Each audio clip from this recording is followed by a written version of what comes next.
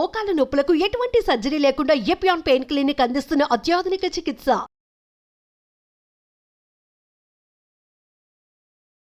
నమస్తే, welcome to Suman TV. ప్రస్తుతం మనతో పాటు ఉన్న డాక్టర్ వెంకటనాని. సో హెల్త్ గురించి మరికొన్ని అప్డేట్స్ సార్ని అడిగి తెలుసుకుందాం. నమస్తే సార్.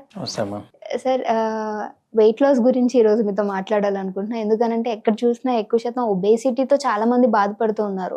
అండ్ దీనికి సరైన మెడికేషన్ దొరక్క, ఒకవేళ మెడికేషన్ వాడినా కానీ ఇంకేమైనా ప్రాబ్లమ్స్ వస్తాయేమో కూడా భయపడుతున్నారు.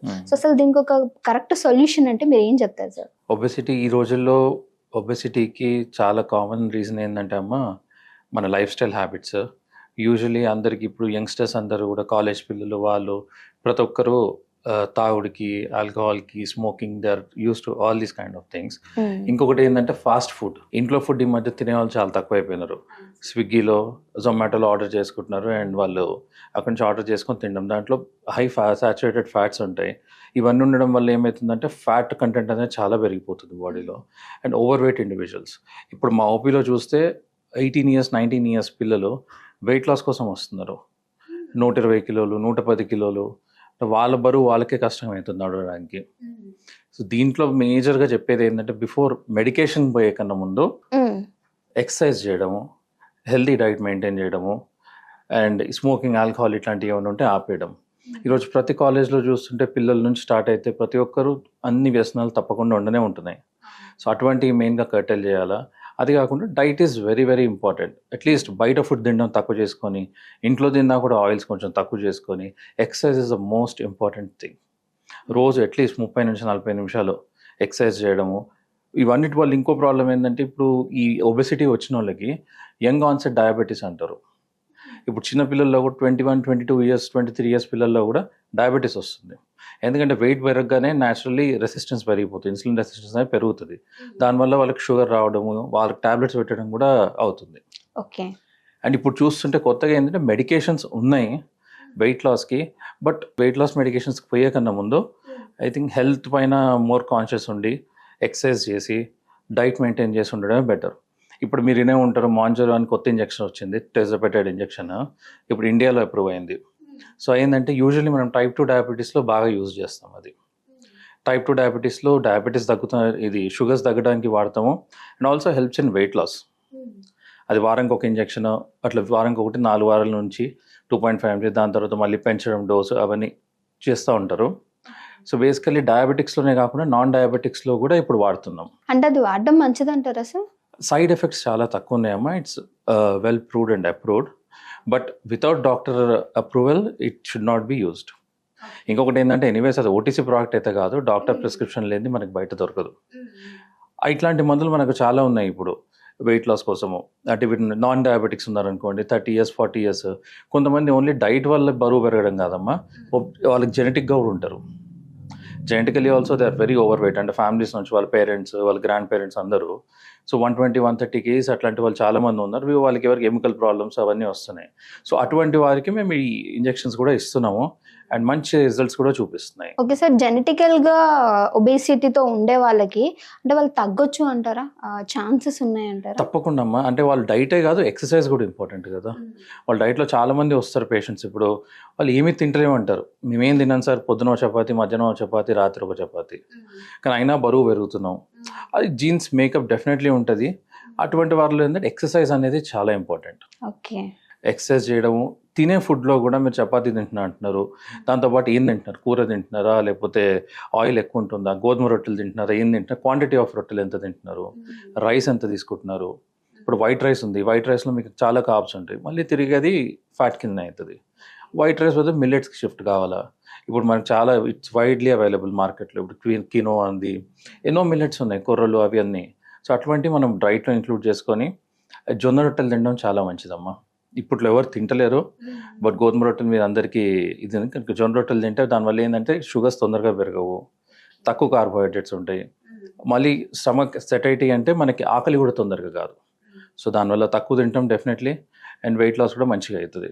బట్ ఎన్ని చేసినా కూడా దాంతోపాటు ఎక్సర్సైజ్ చాలా ఇంపార్టెంట్. బట్ ఇంత చెప్తే కూడా వెయిట్ లాస్కి 80% is diet, 20% is exercise. Okay 80% diet అంటే డైటే అంటారు. సార్ కెన్ యూ ప్లీజ్ మా కోసం డైట్ చెప్పగలరా? డైట్లో అమ్మ ఇప్పుడు చూడండి మేజర్గా సింపుల్ కార్బోహైడ్రేట్స్ అంటే white rice, sugars, sweets, chocolates, ఇటువంటి సింపుల్ కార్బ్స్ వీటి వల్ల ఏమవుతుందంటే they have high carbohydrate content and తిరిగి కార్బోహైడ్రేట్ కంటెంట్ అంతా మళ్ళీ ఫ్యాట్ కిందనే మన బాడీలో సెటిల్ అవుతూ ఉంటుంది. సో మేజర్గా సింపుల్ కార్బ్స్ అనేది చాలా తక్కువ చేయాలి.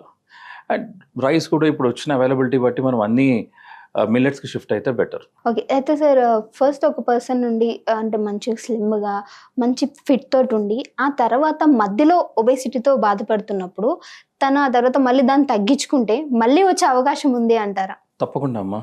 ఓకే అంటే సార్ ఫస్ట్ జీన్స్ అనేది వాళ్ళది కరెక్ట్గానే ఉంది, మధ్యలో వాళ్ళు లావ్ అయిపోయారు, మళ్ళీ వాళ్ళ బ్యాలెన్స్డ్గా ఉన్న తర్వాత కూడా మళ్ళీ వచ్చే అవకాశం ఉందా? అంటే బ్యాలెన్స్డ్గా ఉంటే రావడం అనేది తక్కువ. ఎందుకంటే నార్మల్గా స్లిమ్గా ఉన్న పర్సన్ మధ్యలో లావ్ అయ్యిండు అంటే తప్పకుండా ఏదో అబ్నార్మాలిటీ అంటే డైట్లోనో, ఎక్సర్సైజ్లోనో, యాక్టివిటీలోనో, స్ట్రెస్లోనో ఏదో డెఫినెట్లీ ప్రాబ్లం ఉందంటే. సో అటువంటి మనిషి సన్నగా అయిన తర్వాత ఆ డిసిప్లిన్ అనేది మెయింటైన్ చేసుకోవాలి.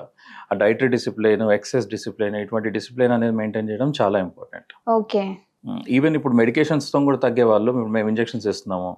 ఆ ఇంజెక్షన్స్తో కూడా చాలా మంది వెయిట్ లాస్ అవుతుంది. It's the very well proven for weight loss అన్ని.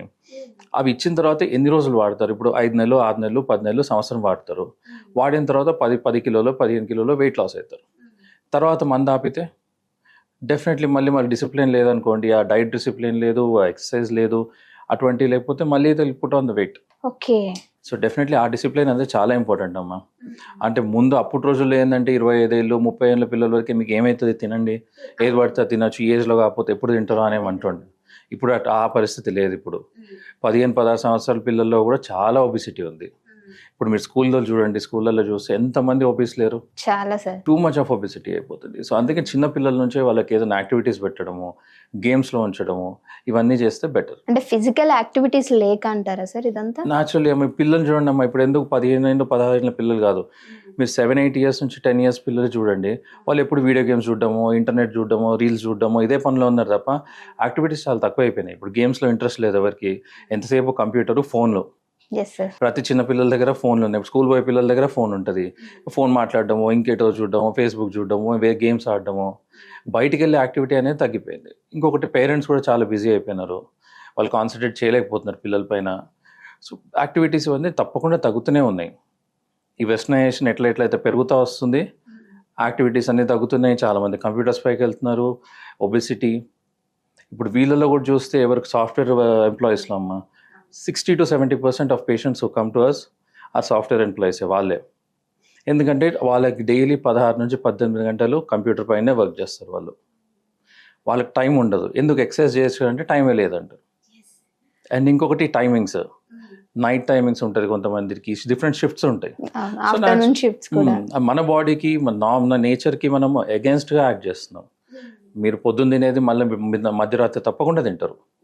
హ్యూమన్లీ ఇట్స్ ఇంపాసిబుల్ కదా మనం ఆపుకోవడం అనేది. సో ఇటువంటి అన్ని ఒబెసిటీకే కారణాలు డెఫినెట్లీ. ఓకే సార్, చక్కటి ఇన్ఫర్మేషన్ అందించినందుకు థ్యాంక్ యూ.